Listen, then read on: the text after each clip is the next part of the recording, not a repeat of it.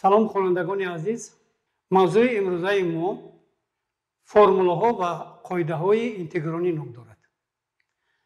тавре мо медонем, қоидаҳои дифференсионӣ дар синфи 10 омӯхта мешаванд ва таъкид карданием ки қоидаҳои интегронӣ дар асоси қоидаҳои дифференсионӣ ҳосил карда мешаванд. ва дар ин ҷо мо ҷадвалеро барои шумо пешниҳод кардем ки дар он дар сутуни якум функсияҳо дода мешаванд ва дар сутуни дуюм функсияҳои ибтидоӣ оварда шудаанд. мо аввал баъзе сатрҳои ин ҷадвалро барои шумо маънидод мекунем. ана сатри якум аллакай мо бо воситаи мисоли дуюм ба шумо фаҳмондем. бинобар ин аз сатри дуюм сар мекунем. яъне мо функсие ки дар тарафи рост дода шудааст, аз вай агар мо ба сифати функсияи ибтидоӣ истифода барем, ҳангоми гирифтани ҳосила мо бояд функсияи мувофиқи дар тарафи рост навишта шударо ҳосил кунем.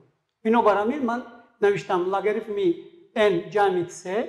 вақте ки ман ҳосилааш мегирам, азбаски ҳосила аз сума баробари сумаи ҳосилаҳо аст, мо меоем ба ҳосила аз логарифм. ҳосила аз логарифм ин баробар аст ба 1 тақсими x. яъне функсияи ln аз x барои функсияи 1 тақсими x ҳангоми мусбат будани қимати аргументаш функсияи ибтидоӣ мешудааст. мана сатри дигар, сатри сеюмро мебинем. мо бояд аз функсияи тарафи рост аз f-и калон бояд мо ҳосила гирем, бояд функсияи тарафи чап ҳосил шавад. навиштам минус косинус x ҷамъи c ҳосила, ин баробар аст ба ҳосила аз минус, ҳосилаи косинус ба минус синус баробар аст. барои ин минус зарби минус плюс ҳосил мешавад синуси x. яъне функсияи тарафи чап ҳосил мешавад, функсияи додашуда. сатри мин баъда вақте ки аз синуси x плюси s ҳосила мегирем, бояд мо косинуси x ҳосил кунем. синус x ҷамъи s ҳосилааш, ҳосилаи адади дуюми баробар аст. бинобар ин аз синус ҳосила мегирем, мешавад косинус. яъне ин баробариам исбот шуд. мана формулаи мин баъда kx ҷамъи b дар нишондиҳандаи p ҷамъи 1 тақсими k зарби p ҷамъи 1 s. мо вақте ки аз ин ифода ҳосила мегирем ва мисоли ду дигаред, мо айнан ҳам хел мисоло ҳал карда гирдем. барои ҳамин дар дараҷа ҳосил мекунем k p ҷамъи 1 дар махраҷам k p ҷамъи 1 дараҷа якта кам мешавад. вақте ки p ҷамъи 1 якта тарк кардем, p холӣ мешавад. бинобар ин ин дута ифода ислоҳ мешаванд. мо ҳосил мекунем kx ҷамъи b дар нишондиҳандаи p ки дар асл дар тарафи чапи ҷадвал дода шудааст. айнан ҳамин тавр формулаҳои дигар низ ҳосил карда мешаванд. мана аз тарафи рости ифода мо ҳосила мегирем 1 тақсими k логарифм аз kx ҷамъи b ҷамъи s ҳосилаш. вақте ки ҳосила мегирем, ҳосила аз логарифм ба 1 тақсими аргументаш баробар аст ва зарб мешавад ба ҳамчун ҳосилаи функсияи мураккаб бо k. k дар сурат навиштам. k бо k ихтисор мешавад, мемонад 1 тақсими k плюси b. яъне мо ҳосил мекунем формулае ки дар сатри ҳамин функсияи ибтидоӣ дода шудааст дар тарафи чап. формулаи мин баъда мана f-и калон аз 1 тақсими k е дараҷаш kx ҷамъи b. вақте ҳосила мегирем, аз ҳамчун функсияи мураккаб ҳосила мегирем, 1 тақсими k навишта мешавад. аз е дараҷаш kx агар ҳосила гирем, k зарби е дараҷаш kx ҷамъи b мешавад. k бо k ихтисор мешавад, мемонад е нишондиҳандаш k ҷамъи b, яъне функсияе ки дода шудааст е дараҷаш k ҷамъи b ҳосил мешавад. ва дар охир аз ифодаи тарафи рост, яъне минуси 1 тақсими k косинус kx ҷамъи b ҳосила мегирем. вақте ки ҳосила мегирем, ҳосилаи косинус ба минуси синус баробар аст, чӣ тавре ки дар сатри сеюм мо ҳосил кардем. бинобар ин якбора ман навиштам синуси kx ҷамъи b, якта k аз инҷа зарб мешавад, зарбшаванда бо k ихтисор мешавад. бинобар ин мо ҳосил мекунем формулаҳои тарафи чапро. ҳамин тавр ҷадвали зерин барои ҳосил кардани функсияҳои ибтидоӣ омода аст ва мо ба мисолҳо мегзарем. акнун мегзорем ба байёни қоидаҳои интегронӣ. бояд қайд кунем ки қоидаҳои интегронӣ дар асоси қоидаҳои дифференсионӣ ҳосил карда мешаванд. бинобар ин мо ин қоидаҳо дутоанд ва мо ба баёни онҳо шурӯъ мекунем.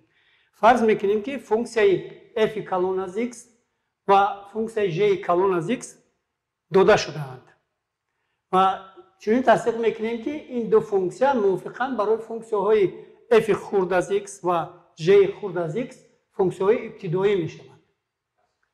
якум тасдиқ мекунем ки суммаи f аз x плюс минус j аз x барои f хурд аз x плюс минус j аз x функсияи ибтидоӣ мешавад.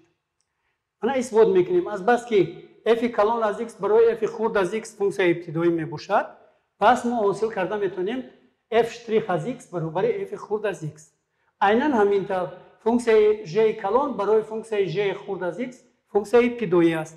бинобар ин ҳосил мекунем ки j штрих аз x баробар аст j хурд аз x.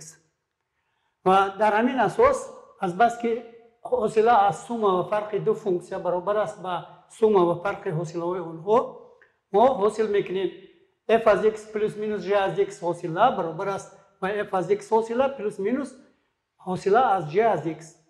вале мувофиқи таъриф ҳосилаи f штрих баробар аст ба f аз x ва айнан ҳамин тавр ҳосилаи j штрих баробар аст ба j аз x. бинобар ҳамин мо қоидаи якумро исбот кардем.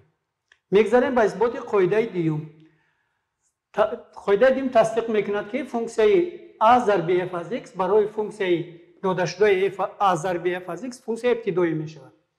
дар ҳақиқат азбаски f калон аз x барои f хурд аз x функсияи ибтидоӣ аст, пас мо навишта метавонем f калон аз x баробар аст ба f хурд аз x. ва ҳангоме ки ҳосила гирифтем a зарби f аз x ҳосилаш баробар мешавад. аз рӯи қоидаҳои дифференсиорӣ медонем ки ҳосилаи функсияи f калон аз x ба f хурд аз x баробар аст. бинобар ин ҳосил мекунем a зарби f хурд аз x. акнун ки мо ҷадвали функсияҳои ибтидоиро овардем, дар асоси ин ҷадвал мо мехоҳем барои шумо якчанд мисол нишон диҳем. мисоли аввал, мисоли як, яъне яке аз функсияҳои ибтидоиро барои функсияи f аз x баробари x квадрат ҷамъи 1 тақсими x ҳосил кардан лозим аст. аз қоидаи якум истифода бурда барои функсияи x квадрат ва барои функсияи 1 тақсими x алоҳида функсияҳои ибтидоӣ меёбем. дар натиҷа функсияи ибтидоии мо чунин намуд мегирад. барои x квадрат яке аз функсияҳои ибтидоии он ин ҳаст x куб тақсими 3. барои 1 тақсими x бошад яке аз функсияҳои ибтидоии он 1 тақсими x квадрат логарифми 1 тақсими x квадрат аст. ҳамин тавр дар асоси қоидаи як мо барои функсияи додашуда яке аз функсияҳои ибтидоии онро ёфтем. мегзарем ба мисоли ду. дар ин мисоли ду талаб карда мешавад ки барои функсияи f хурд аз x яке аз функсияҳои ибтидоии он ёфта шавад. боз дар асоси қоидаи як ҳангоми тарҳи истифодаи қоидаи як барои ҳар яке аз ифодаҳои 3x квадрат ва 1 мо функсияҳои ибтидоӣ меёбем. бинобар ин навишта метавонем f аз x баробар аст ва барои ҷамъшавандаи якум яъне барои 3 функсияи ибтидоӣ меёбем мешавад x куб тақсими 3 минуси барои яке аз функсияҳои ибтидоии он x мешавад ки дар натиҷа мо 3 бо 3 ихтисор мешавад, мемонад x куб тарҳи x. ва ҳамин тавр мо яке аз функсияҳои ибтидоиро барои функсияи f аз x баробари 3x квадрат минус 1 ёфтем. мегзарем ба мисоли 3. дар мисоли 3 барои ифодаи 1 тақсими 3 синуси 3x ҷамъи 3 яке аз функсияҳои ибтидоиро нишон додан дар кор аст. тавре мо медонем барои синуси x функсияи ибтидоӣ ҳаст минуси косинуси x. бинобар ин f аз x аз қоидаи гирифтани ҳосилаи функсияи мураккаб истифода бурда мо навишта метавонем баробар аввал аломати минус мегзорем, чунки ҳосила аз минуси косинус баробари ҳамин аст. баъд менависем косинуси 3x جمع 1 وقتی که ما حاصله گرفتیم از 3 بیرون 1 تا 3 میبراید بنابراین در جمع شونده علامت مینوس نزد کوسینوس نگاه داشته می شود وقتی که از کوسینوس حاصله میگیریم می شود سینوس 3x پلس 1 لیکن با 1 تا 3 زیاد میموند 1 تا 3 زیاد ماندگی با 1 تقسیم 3 اختصار می شوند بنابراین یکی از فونکسی های ابتدایی برای این فونکسیا می شود مینوس کوسینوس 3x جمع 1 در مثال 4 طلب کرده می شود که یکی از فونکسی های ابتدایی برای 23 ازداگی 3x کوادرات جمع 8x طرح 2 یافته شود. از قاعده 1 و قاعده 2 یک بار استفاده برده ما می نویسیم برای هر یکی از جمع شونده ها ما فونکسی ابتدایی علاهیده می یابیم. برای 3x کوادرات فونکسی ابتدایی می شود x کوب چون که از x کوب اگر ما حاصله گیریم 3x کوادرات دو میدهد. جمع اگر از 8x ما فونکسی ابتدایی گیریم x کوادرات تقسیم 2 می شود و از مینوس 2 حاصله گیریم می شود 2x یعنی ما اگر با یک بار دیگر اینو ساده تر کردن نویسم می شود x کوب جمع 4x کوادرات طرح 2x مانا بیاید می سنجیم از x کوب اگر ما حاصله گیریم برابر می شود با 3x کوادرات از 4x کوادرات حاصله گیریم 2 با 4 ضرب می شود 8x و از مینوس 2x حاصله گیریم از بس که حاصله x برابر 1 است پس حاصل می شود مینوس 2 همین طور ما در اساس قاعده 1 و 2 برای فونکسی دو داشته یکی از فونکسی های ابتدایی آن را در چنین شکل حاصل کردیم. مثال 5 داده شده است فونکسی ابتدایی در شکل f از x برابر 1 تقسیم 2 ریشه از x مینوس 1 تقسیم x. همین طور ما فونکسی ابتدایی فونکسی داده شده را در شکل f از x برابر ریشه از x مینوس لاگاریتم از x یافتیم. در حقیقت اگر از ریشه از x بار دیگر تاکید میکنیم حاصله گیریم حاصل میشود 1 تقسیم 2 ریشه از x از لاگاریتم x حاصله گیریم میشود 1 تقسیم x. و در آخر یک مسئله رو پیشنهاد میکنیم.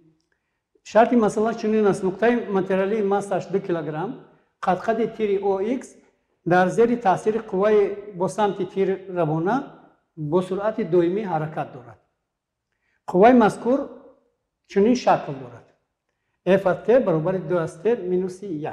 هنگامی T برابر 1 بودن قیمت سرعت برابر 2 متر ثانیه است و هنگامی T برابر 1 بودن کوردینات این نقطه متریالی هست x از t برابر 2 و در مسئله طلب کرده می شود که قانون حرکت یافته شود یعنی با عبارت دیگر فونکسی ابتدایی مشخص معین کرده شود. برای حل این مسئله که تمایل فیزیکی دارد ما از قانون دوم نیوتن استفاده می بریم.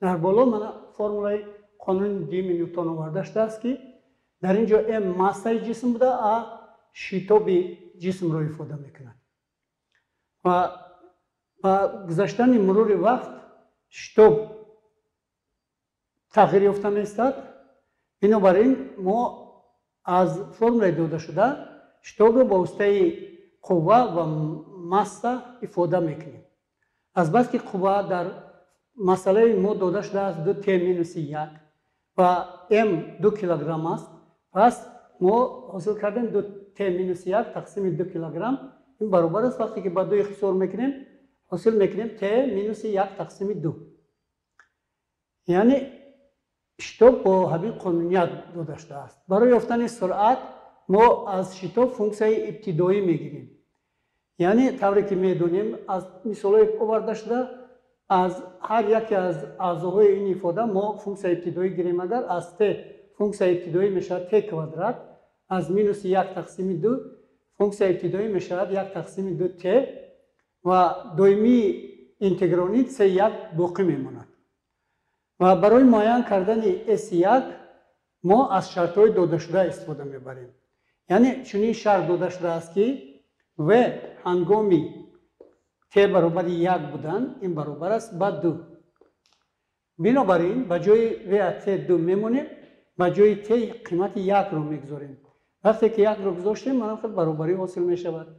2 برابر است 1 کوادرات مینوس 1 تقسیم 2. به جای t 1 مونیم اگر c 1. از اینجا ما c 1 رو معین میکنیم. قیمت s 1 رو اگر یافتنی شویم برابر می شود با 2 مینوسی 1 تقسیم 2 ضرب 1 برابر می شود 2 ضرب 2 4. از 4 1 گیریم 3 تقسیم 2. همین طور قیمت s 1 رو ما مشخص معین کردیم. پس قیمت یافت شده 3 تقسیم 2 رو گشته با جایش در فرمولای و از ت میگذاریم. اونگاه و از ت برابر می شود ت کوادرات من هست مینوس 1 تقسیم 2 ضرب ت جمع 3 تقسیم 2. اکنون میگذاریم با عمل یافتن قانون حرکت. بنابراین از فونکسیون سرعت حرکت ما فونکسیون ابتدایی میگیریم. برای یافتن قانون حرکت که ما در اینجا x از t اشاره کردیم اون رو چنین رفتار میکنیم. از فونکسیون داده شده و از t طوری که در درس‌های اول ما آگاه کرده بودیم فونکسیون ابتدایی میگیریم. بنابراین حاصل میشود در اساس قاعده 2 از هر یکی از جمع شونده ما باید فونکسیون ابتدایی علاوه گیریم.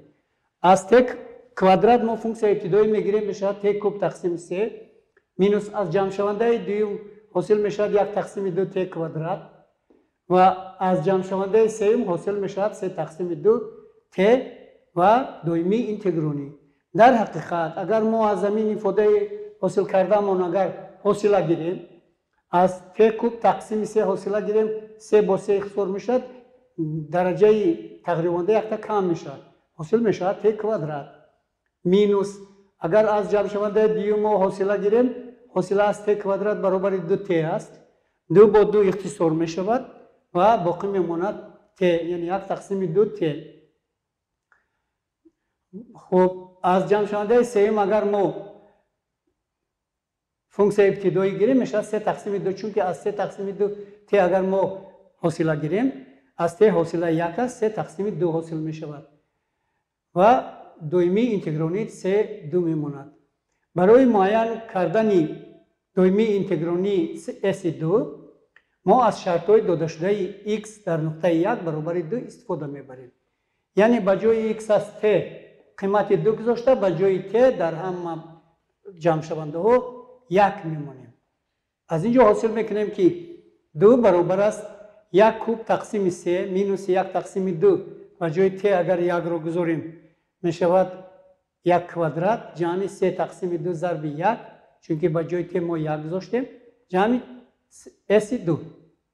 از اینجا قیمت s2 رو معین میکنیم. قیمت s2 برابر میشود اگر ما هم جمع شونده طرف چپ برابری گذرانده به مخرج عمومی بیاریم این طور میشود 2 طرح مخرج عمومی ما 6 میشود. هنگام 6 رو با 3 تقسیم کردن 2 تا میرسد. هنگام 6 رو با 2 تقسیم کردن 3 تا میرسد و هنگام 6 رو با 2 تقسیم کردن 3 تا میرسد. از این رو ما حاصل میکنیم 2 طرح 3 جمع 9 یعنی برابر میشود 2 طرح 9 رو با 2 جمع میکنیم 11 از 11 3 میگیریم 8 میشود. 8 و 6 رو میتونیم اختصار کنیم لیکن ما اول 6 رو با 2 ضرب میزنیم 12 از 12 8 رو میگیریم 4 میشود. 4 تقسیم 6 اگر ما صورت مخرج کسر رو با 2 اختصار کنیم حاصل میشود 2 تقسیم 3. قیمت یافت شده s2 رو آورده با فرمولایی که قانون حرکت رو ifade میکند ما گزارش میکنیم. در نتیجه ما حاصل میکنیم x از t برابر است t کوب تقسیم 3 مینوس t کوادرات تقسیم 2 جمع 3 تقسیم 2 t جمع 2 تقسیم 3 و همین طور ما قانون حرکت نقطه متریالی رو یافتیم که قد تیری OX با سرعت دومی حرکت دارد و شرط های داده شده رو قناعت می سازد. قیمت یافت شده S2 رو آورده با فرمولایی که قانون حرکت رو ifade میکند ما گزارش میکنیم. در نتیجه ما حاصل میکنیم x از t برابر است t کوب تقسیم 3 مینوس t کوادرات تقسیم 2 جمع 3 تقسیم 2 t جمع 2 تقسیم 3 و همین طور ما قانون حرکت نقطه متریالی رو یافتیم که قد تیر OX با سرعت دومی حرکت دارد و شرط های داده شده رو قناعت می سازد. اکنون بچه های عزیز برای کار مستقلانه شما مشق‌ها پیشنهاد کرده میم. مشق‌ها در نزد شما آورده می شوند از 3 گروه عبارتند. در گروه یکمی اونها طلب کرده می شود که یکی از فونکسیون‌های ابتدایی را برای فونکسیون داده شده یابید.